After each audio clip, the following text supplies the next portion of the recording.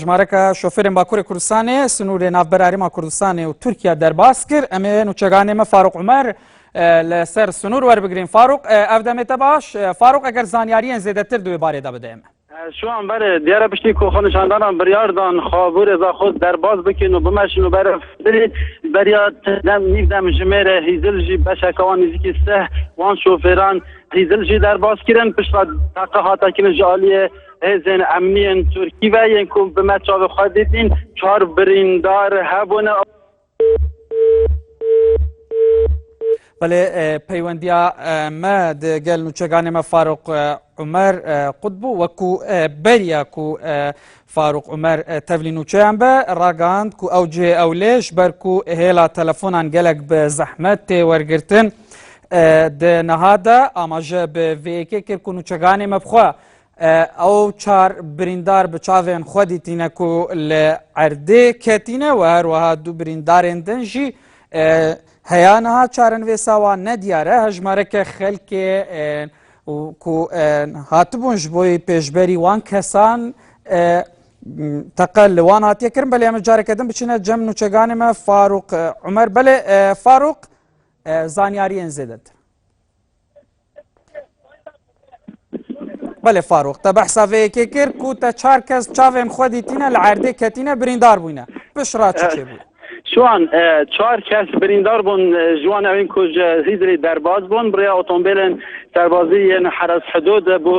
zaxwatin meşandin. Nêzîkî seh kesan jî derbazî gundê Kokît yê Bakurê Kurdistanê bîn. Teqe berfirehî hate kirin. Diyara piştî ku evên derbaz neyî vegerane nêzîkî kilometrekê benda hevalên xwe yên daxil bûyne. Niha ji dîtîte nêzîkî seh bû çil kesan ji alî askerê Tirkî ve ji avê dîsa hatine derbas kirin. Beref Herêma Kurdistanê û sinûrê qeza zaxotin gorî ev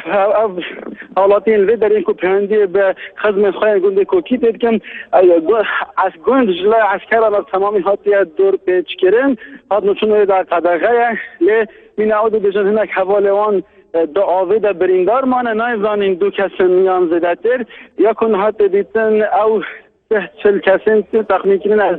gorî ez bînin nêzîkî çil kesan e ev ji avê hatine derbas kirin wê bê nêzîkî sedan kesên din jî nêzîkî kilometrekê ji avê durin û li ben dawiyekî nevzanin rewşa hevalê wan çawana teqa di niha de hatiye rawistandin lê gef havê tendê dikin eger her derbaz nebin derev Gumrûka İbrahîm Xelîl biçin heta niha jî ew biryar nedane ev tinê wek gef maye dinha da slogan tên bilindkirin û ew baş Farûq tu karî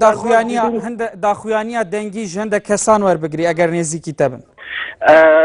Şu an tendelverê hêla peywendîkirînê gerek lawa da lê hewl binim yek ji wan wera belê dixwazî li ser zardevê wan ve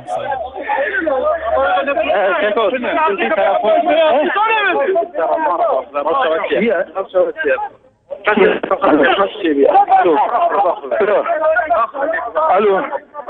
غادي شي ما باش ام حكومه تركيا الماده الرشينه ام فيها شاش حبري دار كن ندحب قطنه برا نادن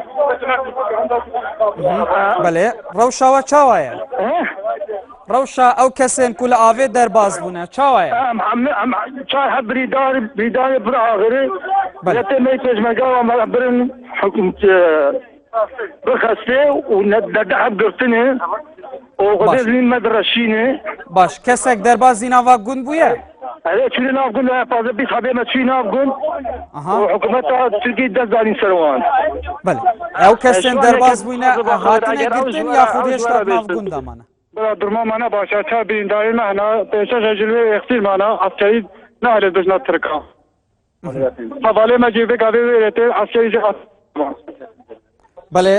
gelek spas belê باندا حواله خمانا برا belê gelek spas belê Farûq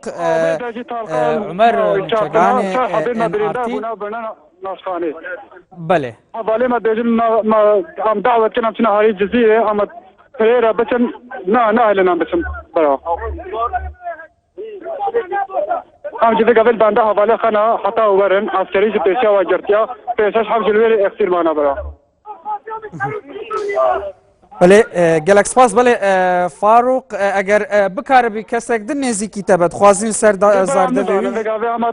پیشه که تاوه نما هم بله گەلێک سپاس بۆ نوچەکانی مەفا